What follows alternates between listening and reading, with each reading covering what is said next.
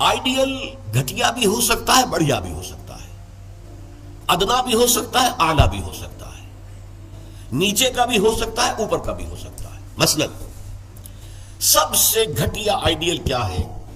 اپنی ذات، اپنا مفاد، اپنا علو۔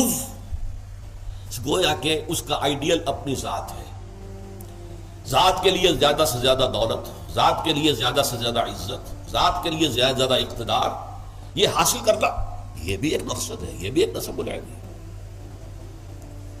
یہ گویا کہ انسان اپنی شخصیت کے گرد گھوم رہا ہے، شخصیت کے گرد گھوم رہا ہے۔ نتیجہ کیا نکلے گا؟ یہ انسان کیا ہوگا؟ جھوٹا ہوگا، دغاباز ہوگا، دھوکہ دے گا، بائی ہوک اور بائی کروک یہ چیزیں حاصل کرنے کی کوشش کرے گا۔ مقصد ہے دنیا میں سربلندی، جیسے کہ سورہ قصص کے آخر میں کہا گیا لا یریدون علوا فی الارض ولا فسادا، یہ زمین میں بلندی حاصل کرنا، اس سے تو فساد پیدا ہوتا ہے۔ وہ کیوں اونچا ہے، میں کیوں نہ اونچا ہو جاؤں؟ تو اپنی حریم ذات ہی کے گرد جو ہے وہ چکر لگا رہا ہے۔ تو ظاہر بات ہے کہ جو اس آئیڈیل پر ہے وہ اخلاقی اعتبار سے انتہائی گھٹیا ہوگا، اس لیے کہ قرآن کہتا ہے ان النفس لامارۃ بالسوء، نفس جو ہے وہ تو برائی ہی کا حکم دیتا ہے۔ دولت مطلوب بن گئی، مقصود بن گئی، تو بائی حق اور بائی کروک، بائی حلال اور بائی حرام، بائی جائز اور بائی ناجائز، اس لیے کہ مقصود ہے۔ لہذا گھٹیا ترین آئیڈیل ہے انسان کا اپنا نفس، گھٹیا ترین، اور اس سے پست ترین اخلاق، رذائل اخلاق اس سے وجود میں آئیں گے۔ اس سے ذرا بلند تر سطح پر، جسے ہم کہتے ہیں قوم پرستی، وطن پرستی۔ If a person is a really nationalist person، اب نیشن، آج کل تو آپ کو معلوم ہے نیشن سٹیٹس کا تصور ہے، وطن بھی نیشن کی اور بنیاد پر بنتا ہے۔ تو نیشنلزم قوم پرست، پہلا آدمی کون تھا؟ خود پرست، وہ پرستش کر رہا تھا اپنی، خود پرست، سیلف سینٹرڈ، اس کا مطلوب و مقصود اپنی بلندی، اپنی دولت۔ لیکن یہاں اس سے ذرا بلندتر ہو گیا معاملہ، میں اپنی قوم کے لیے محنت کروں گا، قوم کی سربلندی کے لیے، قوم کی آزادی کے لیے، قوم کی عزت کو برقرار رکھنے کے لیے، اپنے وطن کے لیے کٹ بھروں گا، اپنے وطن کی آزادی کے لیے قربانیاں دوں گا۔ ایک بہتر کردار وجود میں آئے گا کہ نہیں؟ یہ شخص جو ہے اپنی قوم سے کبھی جھوٹ نہیں بولے گا، باقی دنیا سے بولے گا۔ آپ کو معلوم ہونا چاہیے ویسٹرن مورالٹی کیا ہے۔ اپنے ہاں وہ ایک بلی کے اوپر بھی ظلم ہوتا نہیں دیکھ سکتے، کسی کتے کے اوپر ظلم ہوتا نہیں دیکھ سکتے، لیکن دوسری قوموں کو ہلاک کرتے ہیں، اور وہ سمجھتے ہیں کہ ویپنز آف ماس ڈسٹرکشن ہمارا حق ہے، ہمارے پاس تو ہے، کسی اور کو نہیں ہم اچیو کرنے دیں گے۔ یہ مورالٹی ان کی، وہ اپنی قوم کے لیے ہے، کوئی جھوٹ نہیں بولے گا، دھوکہ نہیں دے گا، غداری نہیں کرے گا، اپنی قوم، اپنے وطن سے سچے ہیں۔ لیکن اس کے باہر نہ ان کی محبت ہے، وہ اپنے ہاں تو کہیں گے لو دائی نیبر ایز دائی سیلف، لیکن بقیہ قوموں کے ساتھ ان سے بڑا ظالم کوئی نہیں، انٹرنیشنل لیول پر آ کر ان سے بڑا جھوٹا، ان سے زیادہ فریبی، ان سے زیادہ دغاباز، ان سے زیادہ دھوکے دینے والا کوئی نہیں۔ لیکن پھر بھی کم سے کم اس شخص سے تو بہتر ہوا جو شخص اپنی ذات ہی کے اوپر سینٹرڈ ہے، خود پرست ہے، نفس پرست ہے، اس سے یقیناً ایک بلند تر آئیڈیل ہے وطن پرستی، قوم پرستی۔ یہ قوم پرستی اگر ہے تو ایسا تو نہیں ہوگا کہ قوم کے لیے ہتھیار خریدنے گئے تھے تو زبردست رشوت لے کر گھٹیا ہتھیار خرید لیا، یہ نہیں کرے گا وہ کبھی۔ ہمارے ہاں یہ بھی ہوتا ہے، اس لیے کہ ہمارے ہاں قوم پرستی ہے ہی نہیں، وطن پرستی ہے ہی نہیں۔ اس حوالے سے اب حالانکہ آپ کو معلوم ہے کہ ہتھیار جو ہے زندگی اور موت کا مسئلہ ہے، اسے جب جنگ ہو رہی ہے اور کریٹ کھولا گیا، معلوم ہوا یہ تو استعمال کے قابل ہی نہیں ہے، یہ ہتھیار جو ہے کیا ہوگا اس وقت؟ عین موقع پر محاذ میں وہ کھولا گیا ہے باکس، اور معلوم ہوا کہ یہاں تو کچھ اور رکھا ہوا۔ لیکن لوگ ہیں جو رشوتوں کے لیے، کک بیکس کے لیے، جو بھی وہ ان کے کمیشنز ہیں، وہ گھٹیا مال لیتے ہیں، دومی مال جسے آپ کہتے ہیں۔ تو وطن پرستی یا قوم پرستی ایک نسبتاً ہائر آئیڈیل ہے، اس سے اوپر ایک اور ہے۔ یہ جو حضرات تھوڑا بہت بھی فلسفے سے شغف رکھتے ہیں ان کو معلوم ہے ہیومنزم، انسان دوستی۔ یہ جیسے ٹالسٹائے تھا، بہت بڑا ادیب تھا روس کا، وہ ہیومنزم کا قائل تھا، انسان سے دوستی ہونی چاہیے، انسان محبوب ہونا چاہیے، تمام انسان انسان سے محبت کریں، ہیومن بینگ ایز ہیومنس، چھوڑ دیں کہ وہ ہمارے ملک کا رہنے والا ہے یا نہیں، یہ ہیومن بینگ ہے، بھول جائیں اس کو کہ وہ ہماری قوم سے اور نسل سے ہے یا نہیں، یہ ہیومن بینگ، ہیومنزم یہ ہائیسٹ فلسفی ہے۔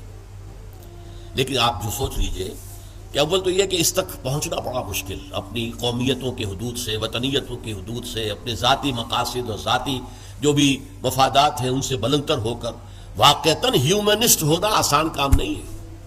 لیکن ہیومنسٹ جو ہے اس کے اندر بھی انسان کی محبت تو آ جائے گی، انسان مطلوب ہو جائے گا اس کا، اور اس اعتبار سے وہ قوم پرست اور وطن پرست سے برتر ایک شخصیت ہوگی۔ لیکن باقی کائنات، حیوانات، اس کے اندر، اس کے لیے تو کوئی محبت اس کے اندر نہیں ہوگی، اس کے لیے کوئی شفقت نہیں ہوگی۔ ہیومنزم، ہیومن بینگز کے لیے اس سے اوپر ایک اور ہے، اور وہ ہے کسی نظریے پر انسان کی نگاہ جم جائے، نظریہ کہ انسان کی فلاح کمیونزم میں ہے، ظلم کا خاتمہ کمیونزم میں ہوگا، لہذا اس کمیونزم کے لیے، اس کو فروغ کے لیے، اس کو عام کرنے کے لیے، اس کے پھیلانے کے لیے، لوگوں کو قائل کرنے کے لیے تن من دھن لگا رہے ہیں۔ پھر جن لوگوں نے مان لیا ہے انہیں آرگنائز کر رہے ہیں، سیلز بن رہے ہیں، پھر ایک جد و جہد ہو رہی ہے، کشمکش ہو رہی ہے، زہر کے خلاف جد و جہد ہو رہی ہے، جانے دے رہے ہیں، فائرنگ اسکواڈز کے سامنے کھڑے ہو کر سینہ کھول کر گولیاں کھا رہے ہیں۔ یہ سب کیا ہے؟ ایک تصور، ایک تصور کے حسن مبہم پر ساری ہستی لٹائی جاتی ہے۔ ایک تصور ہے، ایک آئیڈیل ہے، کمیونزم جو ہے ایک آئیڈیل ہے، ایک آئیڈیالوجی ہے۔ اس آئیڈیالوجی کو اپنا آئیڈیل بنا کر اور پھر جد و جہد اور محنت اور قربانیاں اور اثار سب کچھ۔ اب ایک ہی چھلانگ ہے، خدا پرستی، ہائیسٹ آئیڈیل۔ یہ ہے جس کو کہ علامہ اقبال نے کہا ہے، در دشت جنون من جبریل زبوس ہے دے، یزداد کمند آور اے ہمت مردانہ، اے ہمت مردانہ کمند ڈالو اللہ پر۔ یہ اصل میں تشبیہ سمجھیے، آپ ایک اونچی فصیل پہ چڑھنا چاہتے ہیں، کمند ہوتی تھی پچھلے زمانے میں، اب کمند کو پہلے پھینکنا پڑتا ہے، آپ کا زور بازو ہونا چاہیے نا، جب تو آپ پھینکے کہ اونچا جا کر لگ جائے وہاں پر۔ جتنی اونچی کمند ہوگی اتنا اونچا آپ چڑھ سکیں گے، اس سے آگے تو نہیں جا سکتے۔ کمندی کہیں درمیان میں اٹک گئی ہے تو درمیان میں آپ بھی اٹکے رہ جائیں گے، ٹاپ پر تو آپ نہیں جا سکتے جب تک کہ وہ کمند جو ہے ٹاپ پر نہ لگے جا کر۔ تو یوں سمجھیے کہ پہلے انسان کو اپنے ذہن سے، اپنے فکر سے، اپنی سوچ سے اپنا آئیڈیل معین کرنا ہوتا ہے۔ Who is my ideal? میرا نفس؟ نو۔ میرا وطن، میری قوم؟ No. Human beings? No. Allah, he is my ideal. اس کی محبت، اس کے ساتھ خلوص و اخلاص، اس کے لیے جد و جہد۔ اب آپ دیکھیے، کمیونسٹ کے لیے محبت ہوگی، مزدور کے لیے محبت ہوگی اس کے اندر، سرمایہ دار کے لیے نہیں ہوگی۔ سرمایہ دار تو دشمن ہے، اس کا تو پیٹ پھاڑیں گے ہم، لہذا وہ محبت اس کی پوری یونیورسل نہیں ہو سکتی۔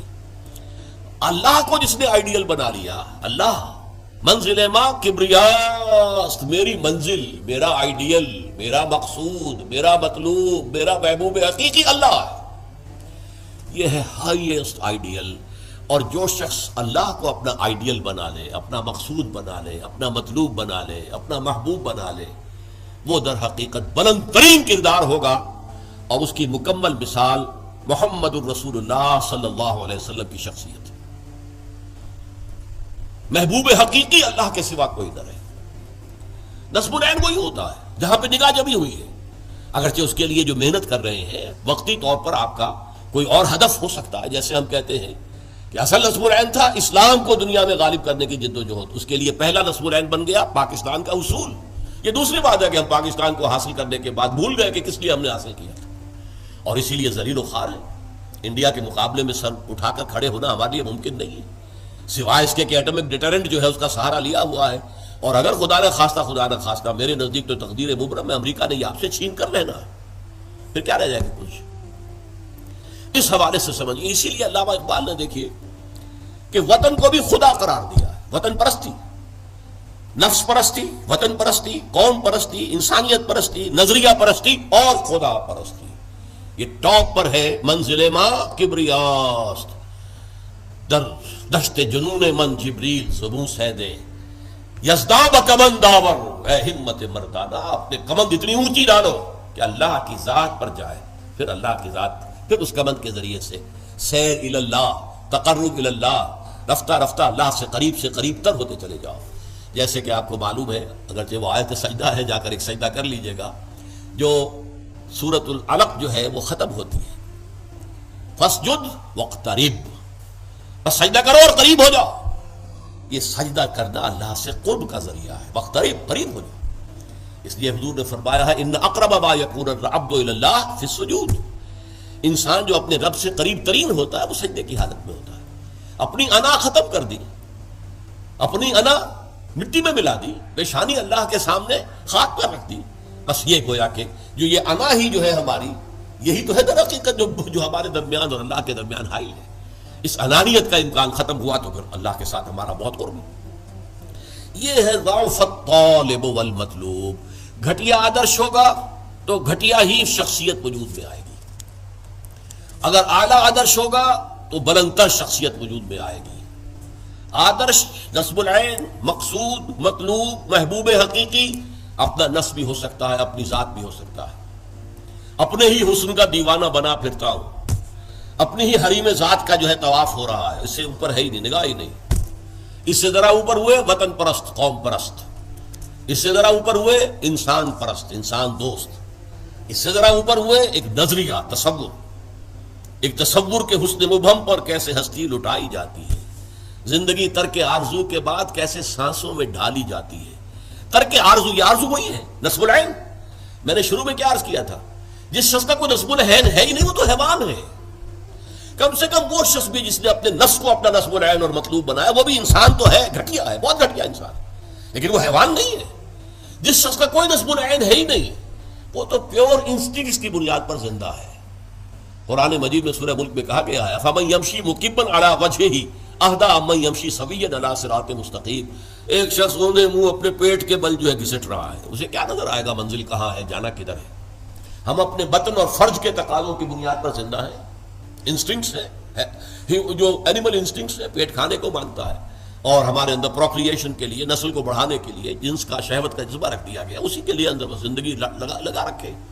اس میں بھی کوئی امنگ نہیں ہے، اس میں بھی کوئی اونچے اٹھنے کی خواہش نہیں ہے۔ بس میں کہا کرتا ہوں وہ زندگی نہیں گزارتے، زندگی انہیں گزارتی ہے، زندگی انہیں گزارتی ہے۔ لیکن یہ کہ وہ زندگی گزارنا وہ تو یہ ہے کہ آپ کا کوئی نہ کوئی نصب العین، کوئی آئیڈیل، کوئی ہائر جو آپ کا ایک مقصود و مطلوب ہو۔